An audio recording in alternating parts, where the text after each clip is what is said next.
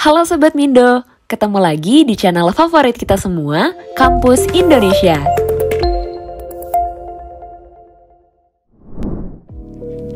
Kita akan melakukan pembahasan soal mengenai pengetahuan kognitif. Di sini ada satu contoh soal yang berbunyi, Susilo adalah siswa yang paling pandai di kelasnya. Edi kalah pandai dibanding Leonardo, tetapi Leonardo sama pandainya dengan Vicky. Vicky lebih pandai dari Natsir. Maka, dari soal tersebut, kita dapat membahasnya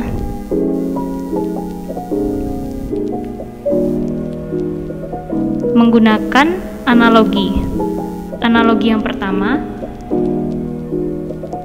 Edi kalah pandai dibanding Leonardo. Berarti dapat kita tuliskan Leonardo lebih pandai dari Edi. Analogi yang kedua, Leonardo sama pandainya dengan Vicky. Berarti kita tuliskan Leonardo sama dengan Vicky. Analogi yang ketiga, Vicky lebih pandai dari Natsir.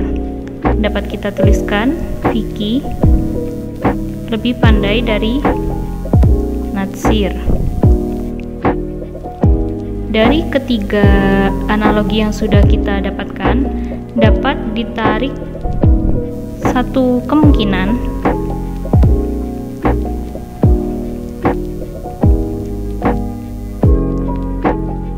yang pertama tadi, Susilo adalah siswa yang paling pandai di kelasnya. Berarti Susilo lebih pandai daripada Leonardo. Nah, Leonardo sama pandainya dengan Vicky. Kemudian Vicky karena sama pandainya dengan Leonardo, berarti Vicky lebih pandai daripada Edi maupun Vicky lebih pandai daripada Natsir. Dari kemungkinan yang ada, maka jawaban yang paling benar yaitu opsi D, yang merupakan Vicky lebih pandai dari Edi. Oke, selanjutnya kita masuk ke contoh pembahasan dari soal penalaran bahasa Inggris. Nah, mungkin dalam mengerjakan UTBK, teman-teman bakal menemukan salah satu bentuk soal yang seperti ini. Di sini saya memberikan sebuah tips ketika kalian mendapat sebuah soal bahasa Inggris. Hal pertama yang harus kalian lakukan itu sebenarnya ialah membaca dari soalnya. Ketika kita disajikan soal seperti ini, mari kita baca soalnya dulu. Soalnya itu bahas tentang apa sih? Kenapa hal ini dilakukan? Hal ini dilakukan agar memudahkan kalian semua dalam menganalisis atau mencari jawaban dari soal yang sedang kita kerjakan. Oke, dari soal ini kita bisa lihat the word in the sentence above refers to. Nah, ketika kita baca ini berarti dalam soal ini ingin mencari sebuah persamaan arti gitu, dan kemudian ketika kita melihat soal terlebih dahulu, kita bisa mendapatkan sebuah clue bahwa dalam paragraf 3. Nah, di sini teman-teman bisa langsung fokus ke paragraf 3 ya. 1, 2, 3. Kemudian kita nemukan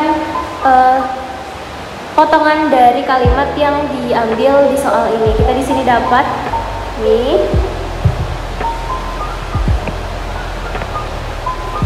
Oke, it. Nah, kata it ini refers dari ketika kita sudah tahu letak penggalan soalnya di sini, berarti kita tinggal membaca kalimat di depannya. Di depannya itu terdapat kalimat the park is great. The park is great itu merupakan anak dari Jackson Park. Jackson Park itu yang mana? Yang ini. Berarti ketika kita disajikan soal seperti ini, titik-titik, and it is a feature from the original architecture and replicas of monuments. Berarti jawabannya it itu merupakan persamaan dari Jackson Park atau tamannya. Di sini kita dapat jawaban A. Jadi untuk teman-teman ketika mengerjakan soal penalaran bahasa Inggris dalam sebuah UTBK, yang pertama harus kalian lakukan ialah membaca soal, kemudian mencari apa yang harus dikerjakan di soal tersebut, kemudian mencari clue yang mengarah ke jawaban soal, membaca teksnya, kemudian langsung menjawab. Sebenarnya boleh teman-teman sekalian membaca semua teks ini secara berurutan, tapi dalam UTBK kita itu dihadapkan dengan waktu yang cukup terbatas. Oleh karena itu kita harus mencari beberapa cara cepat dalam mengerjakan soal. Mungkin sekian dari saya, terima kasih. Wassalamualaikum warahmatullahi wabarakatuh. Oke, untuk soal selanjutnya kita diberikan sebuah soal cerita yang menggabungkan antara penalaran umum dengan pengetahuan kuantitatif. Di sini disajikan terdapat beberapa data yaitu milenial yang suka belanja online. Nah, di sini ada beberapa kabupaten atau kota yang kemudian diikuti dengan persentase milenial yang suka belanja online dan jumlah milenial pada kota atau kabupaten tersebut. Nah, untuk menghadapi soal yang seperti ini, kita tidak perlu membaca membaca soal semuanya, karena itu akan mengakibatkan teman-teman kehabisan waktu. Oleh karena itu, kita langsung ke soalnya dulu sebelum kita membacanya. Ya, soalnya yaitu kabupaten atau kota dengan banyak milenial yang suka belanja online paling sedikit adalah. Oke, teman-teman, di sini langsung pergi ke gambar yang paling di atas, karena pada gambar di atas ini sudah mewakili sebagian dari isi dari soal tersebut. Oke, ya di sini kan tadi sudah aku jelaskan ya bahwa pada gambar tersebut itu terdapat beberapa data. Yang pertama yaitu kota atau kabupaten, yang kedua itu jumlah persentase dari milenial yang suka belanja online dan jumlah milenial pada kota tersebut. Untuk menghadapi soal yang seperti ini, teman-teman jangan terpacu atau jangan terlena ke persentasenya. Jadi jumlah persentase sedikit ataupun banyak itu belum tentu mewakili kabupaten atau kota dengan banyak milenial yang suka belanja online paling sedikit.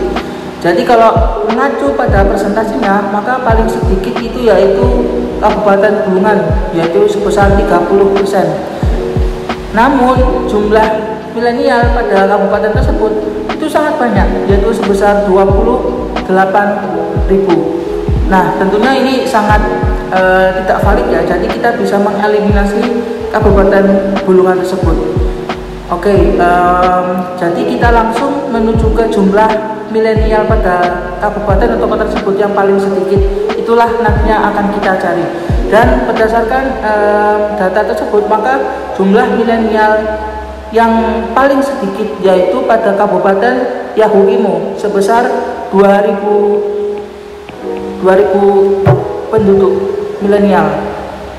Oke, dari sini kita bisa lakukan perhitungan, yaitu 35% dikalikan dengan 2000 penduduk, maka kita akan mendapatkan Kabupaten Yahukimo yang suka belanja online yaitu sebesar 70 atau 700 penduduk.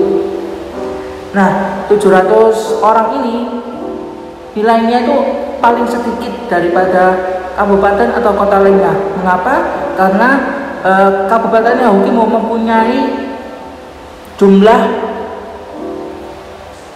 populasi yang paling sedikit daripada jumlah kabupaten atau kota lainnya. Jadi jawaban yang paling tepat adalah A.